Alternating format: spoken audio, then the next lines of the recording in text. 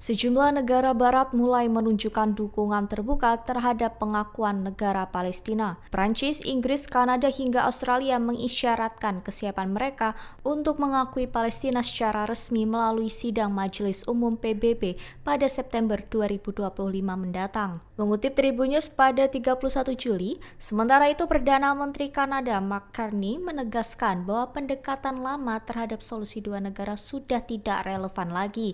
Ia menyebut pengakuan terhadap Palestina akan dilakukan. Menanggapi gelombang pengakuan ini, Perdana Menteri Israel Benjamin Netanyahu bereaksi keras. Ia mengecam keputusan negara-negara barat yang dianggap memberikan legitimasi kepada Palestina, terutama di tengah konflik yang masih berlangsung sejak 7 Oktober lalu. Netanyahu menuding langkah tersebut sebagai pengkhianatan terhadap Israel, serta menyebutnya sebagai respons keliru terhadap terorisme.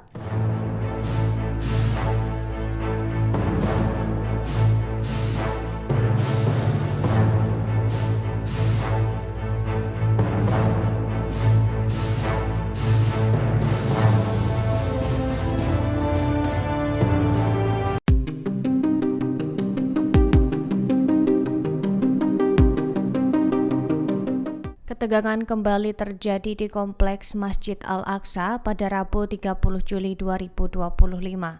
Setelah kelompok pemukim Israel memasuki kawasan tersebut dengan pengawalan ketat polisi. Aksi ini memicu kekhawatiran atas pelanggaran status quo yang sudah lama berlaku di situs suci ketiga umat Islam itu. Masjid Al-Aqsa menjadi tempat paling suci bagi umat Islam. Masjid tersebut menyimpan nilai sejarah dan spiritual yang mendalam bagi umat Muslim. Dikutip dari Al Jazeera, kunjungan kelompok pemukim Israel tersebut dinilai sebagai bentuk provokasi. Status quo di kawasan tersebut melarang non-Muslim beribadah atau menampilkan simbol agama. Masjid Al-Aqsa kerap dikunjungi politisi dan pemukim sayap kanan Israel. Mereka melakukan ritual keagamaan yang bertentangan dengan kesepakatan historis yang dijaga otoritas setempat. Berdasarkan aturan yang berlaku selama puluhan tahun, non-Muslim hanya boleh mengunjungi kompleks dalam waktu terbatas tanpa berdoa atau membawa simbol keagamaan.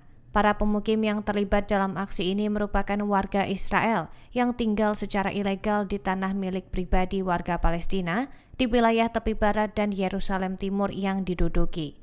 Banyak di antara mereka berafiliasi dengan kelompok sayap kanan atau religius ekstremis yang memiliki agenda politik dan keagamaan tertentu terkait Masjid Al-Aqsa. Tindakan para pemukim ini secara luas dianggap sebagai pelanggaran langsung terhadap status quo. Inggris menepis kritikan yang dilontarkan Israel bahwa pengakuan negara Palestina justru akan menguntungkan Hamas.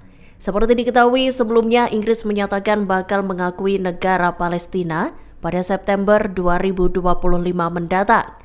Pengakuan itu akan dilakukan jika Israel tak mengambil langkah-langkah untuk mewujudkan perdamaian di Gaza. Namun rencana Inggris itu menuai kritikan pedas dari Perdana Menteri Israel Benjamin Netanyahu. Diketahui Netanyahu menyatakan bahwa langkah Inggris itu justru akan menjadi hadiah untuk militan Hamas. Dikutip dari The New Arab, Menteri Transportasi Heidi Alexander menyatakan pada Rabu 30 Juli 2025 bahwa rencana Inggris itu bukanlah hadiah untuk Hamas.